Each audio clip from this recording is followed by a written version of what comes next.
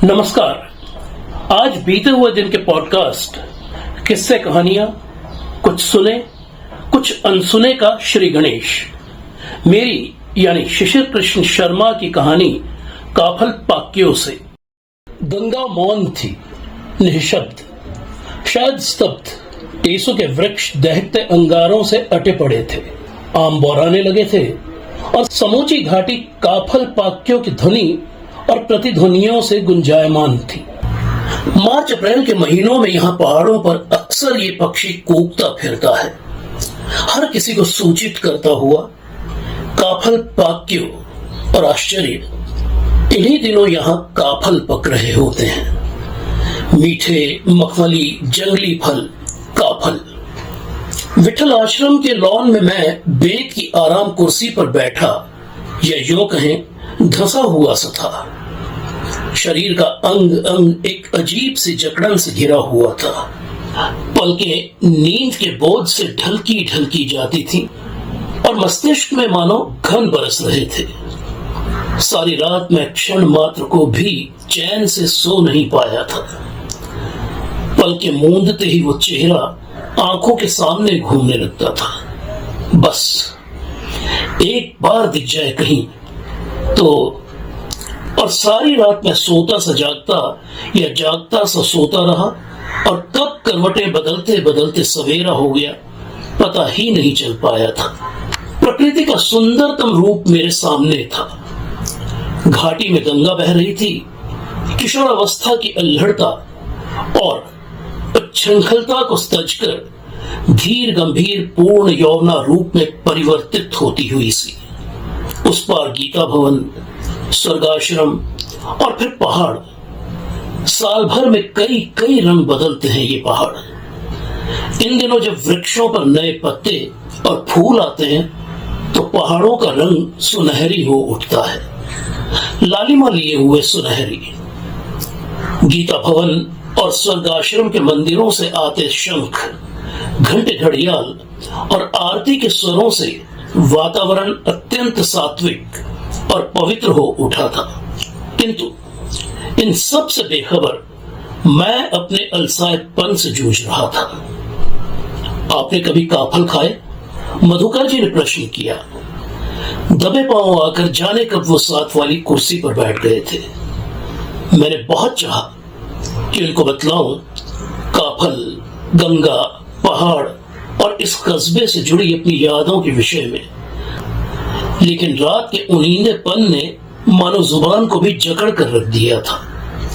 प्रत्युत्तर में मैं मात्र सिर को हिलाकर हाँ ही कह पाया, और फिर हमारे बीच मौन एक दीवार बनकर खड़ा हो गया। 3 रोज पहले कंपनी के काम से जब यहां पहुंचा था तो मधुकर जी मेरे स्वागत के लिए आश्रम के गेट पर मौजूद थे। मुंबई के मेरे एक पड़ोसी मित्र ने फोन करके मेरे ठहरने का प्रबंध पहले से ही विठल आश्रम में करा दिया था। आश्रम के संचालक मधुकर जी उसके मौसेरे भाई थे। आश्रम और मधुकर जी की जो छवि लेकर मुंबई से चला था वो यहाँ पहुंचते ही भर भरा कर ढह पड़ी थी।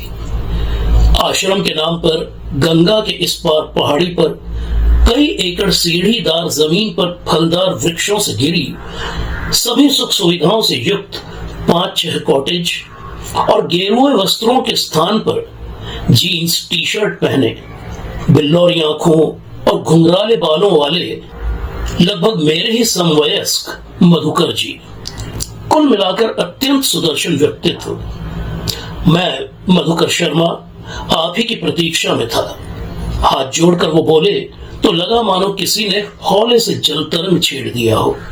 मेरे बचपन के 3 बरस इसी कस्बे में बीते थे।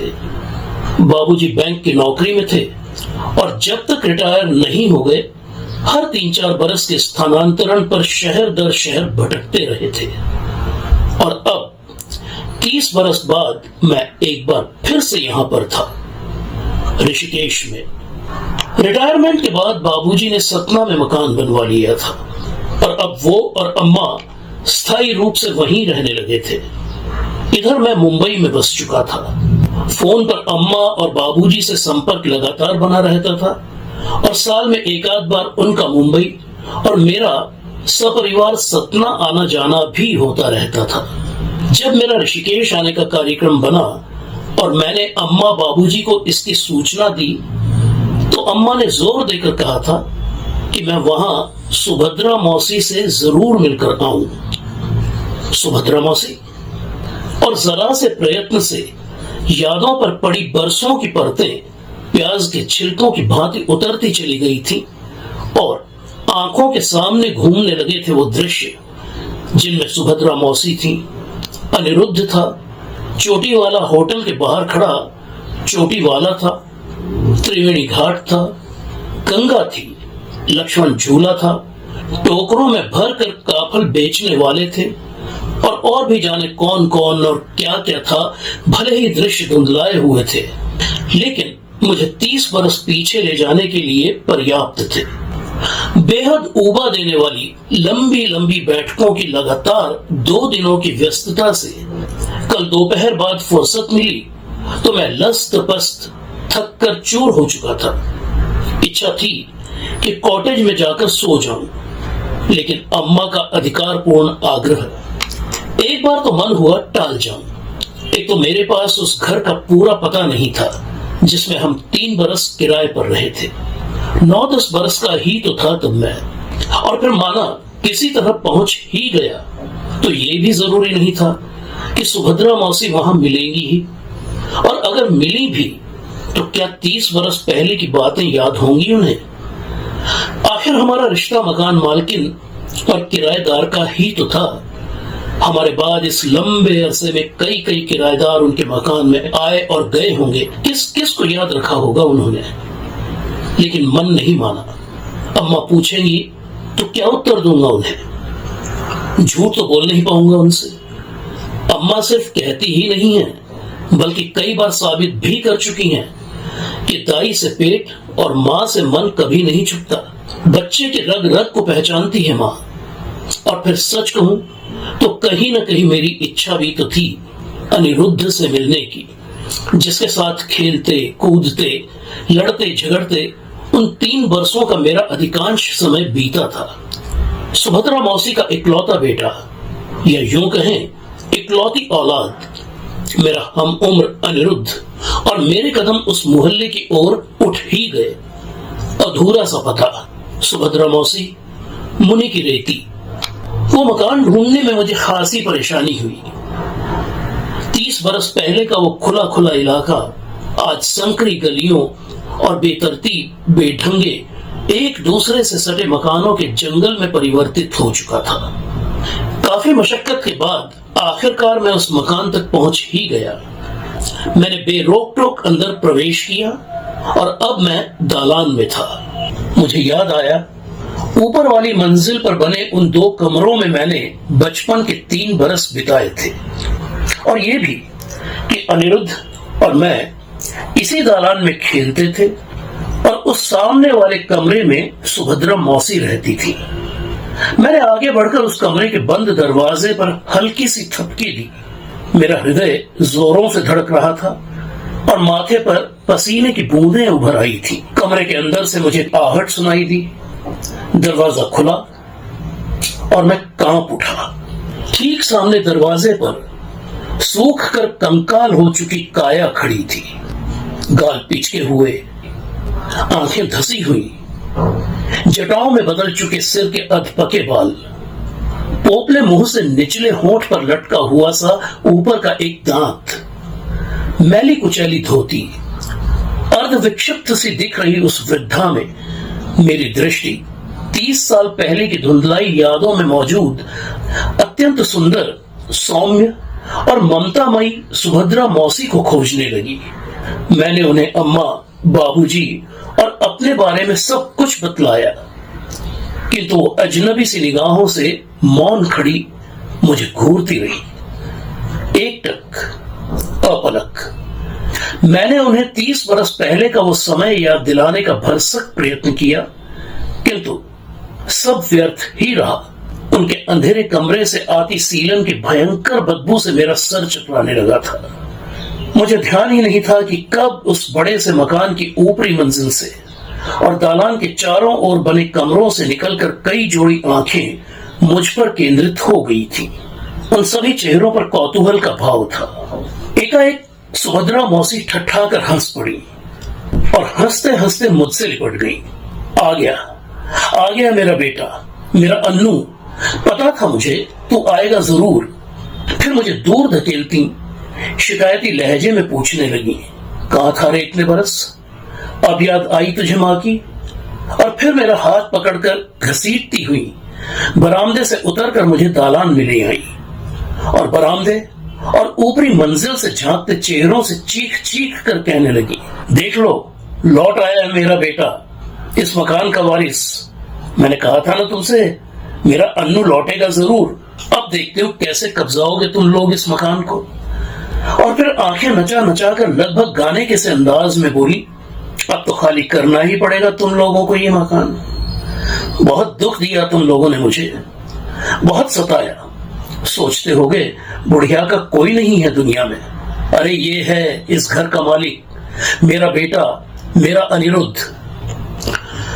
मैं सदमे की सी हालत में था, कुछ समझ ही नहीं पा रहा था कि ये सब हो क्या रहा है। सभी कुछ इतना अप्रत्याशित था कि सुभद्रा मौसी और चारों ओर खड़े तमाशबीनों को सिवा जड़वत ताकते रहने के मैं कुछ और कर भी नहीं सकता था। एकाएक सुभद्रा मौसी मेरे सामने तनकर खड़ी हो गई। उनका चेहरा पत्थर सा सख्त हो उठा और आंखों से चिंगारियां फूटने लगी। अत्यंत ठंडे किंतु दृढ़ स्वर में उन्होंने मुझसे पूछा, किसने बताया था तुझे कि मैं तेरी सगी मां नहीं हूं? किसने लगाई थी आग इस घर को? बोल, मैं उसका खून पी जाऊंगी। उनकी जलती निगाहों का सामना कर पाने में मैं सर्वथा असमर्थ था। बोल, क्या कमी रखी थी तेरे लिए मैंने? तू अगर मेरा पेट जाया होता तो क्या सोने में मढ़वा देती तुझे? किसने भड़काया था तुझे जो एक ही झटके में सारे रिश्ते तोड़ के गायब हो गया तू? पता है, इस सदमे ने तेरे बाबूजी की जान ले ली। मरते दम तक तेरी छोड़ी चिट्ठी पढ़ पढ़ के रोते रहे। उन्हें तो आग भी मैंने दी इन हाथों से। सुभद्रा मौसी ने अपने ठूंठ से हाथ आगे बढ़ाए और फिर अपना माथा पीट पीट कर रोने लगी। उनका वो करुण क्रंदन, वो विलाप, वो आर्तनाद, उफ, कानों के रास्ते मानो कोई पैनी तलवार हृदय में उतार रहा हो। बहुत चेष्टा की रोकने की, किंतु आंखें छलछला ही उठी। एकाएक उनके कंठ से एक मर्म भेदी चीख निकली और वो भर भरा कर नीचे गिर पड़ी। चारों ओर सन्नाटा पसर चुका था। तमाशबीन अपने अपने कमरों में जा दुबके थे। सुभद्रा मौसी दालान में बेहोश पड़ी थी और तभी अचानक वो चेहरा मेरी आंखों के आगे कौंध गया। साल भर पहले की ही तो बात है। मुंबई में घर के पास लगी एक नुमाइश में मैं पत्नी बच्चों के साथ गया हुआ था। अथाह भीड़, और तभी कुछ कुछ पहचाना हुआ सा वो चेहरा मेरे सामने आया। सिर के बाल लगभग उड़े हुए, गाल धंसे हुए, दुबला पतला सा, गुब्बारे बेचने वाला। गुर्बत की मार ने असमय ही उसे बुढ़ापे की देहरी पर लापटका था। शायद वो भी मुझे पहचानने की चेष्टा कर रहा था। एकाएक उसे झटका सा लगा। वो मुड़ा और बिजली की सी गति से भीड़ में खो गया। मुझे याद है उसके चेहरे पर आते जाते रंग, किंतु तब मैंने इस बात को गंभीरता से नहीं लिया था। चेहरों का तो समंदर है ये महानगर। किस किस चेहरे को याद रखें और किस लिए? और मैंने मस्तिष्क से उस चेहरे को भी उन लाखों चेहरों के कूड़ेदान में पटक दिया था जो रोज दिखते हैं सड़कों पर, गली कूचों में, बसों में, लोकल ट्रेन में और भी सब जगह, सब तरफ। बेहोश पड़ी सुभद्रा मौसी को मैंने गोद में उठाया और उनके कमरे में रखी चारपाई पर लेटा दिया। मैं जानता था कि अगर वो फिर से होश में आ गई तो मेरे लिए यहां से निकल पाना दूभर हो जाएगा। भावनाओं और व्यावहारिकता की रस्साकशी में अंततः हारना भावनाओं को ही पड़ा। लेकिन अपनी इस कायरता पर मुझे कोई शर्मिंदगी भी नहीं थी। दबे पांव उस मकान से बाहर आकर मैंने रिक्शा लिया, वापस विट्ठल आश्रम पहुंचा और फिर सोने की चेष्टा में रात भर जागता रहा। स्वयं से और उस गुब्बारे वाले के चेहरे से लड़ता हुआ। हाँ, वो अनिरुद्ध ही था। अनिरुद्ध की मनः स्थिति को भी मैं भली भांति समझ रहा था।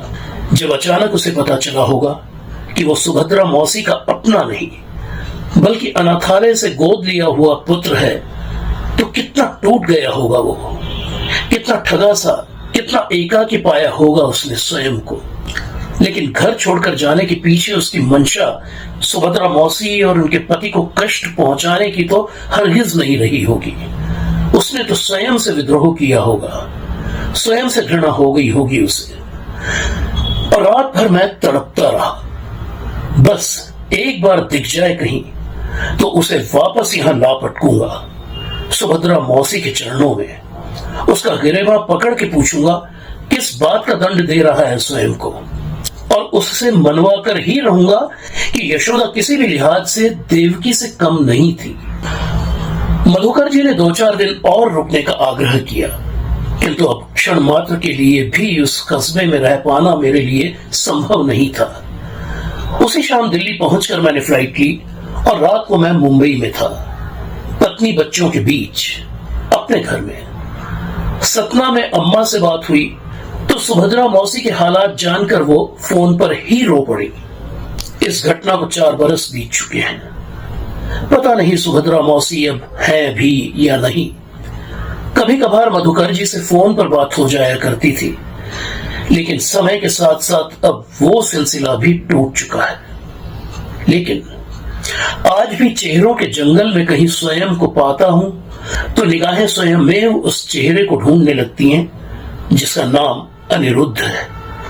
सुभद्रा मौसी का आर्तनाद आज भी मेरा पीछा करता है, और आज भी कभी कभार कानों में वो कूक गूंज उठती है, काफल पाक्यो, काफल पाक्यो। आपने सुनी शिशिर कृष्ण शर्मा की लिखी कहानी काफल पाक्यो।